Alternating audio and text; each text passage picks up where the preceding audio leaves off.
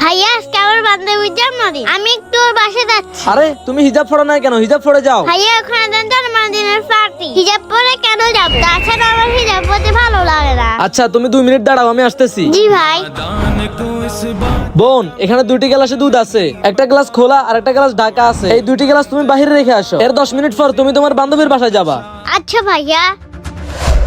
ইবনাত, এদিকে আসো তো। জি ভাইয়া বলো। দুধের গ্লাসগুলো বাইরে থেকে নিয়ে আসো। ঠিক আছে ভাইয়া, নিয়ে আসতেছি। আরে ভাইয়া বাইরে আসে তাড়াতাড়ি। আরে বোন, কি হয়েছে?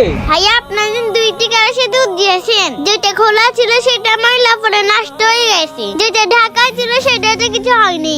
হ্যাঁ বোন, আমি তোমাকে এটাই বোঝাতে চাচ্ছি। এই দুধগুলো ডেকে রাখাতে যেভাবে মলের হাত থেকে রক্ষা পাইছে, ঠিক একই ভাবে মেয়েরা যদি পর্দা করে তাহলে খারাপ মানুষ এবং খারাপ নজর থেকে রক্ষা পাবে। আজকে থেকে যেখানে যাবে সেখানে হিজাব পরে যাব ইনশাআল্লাহ বোন।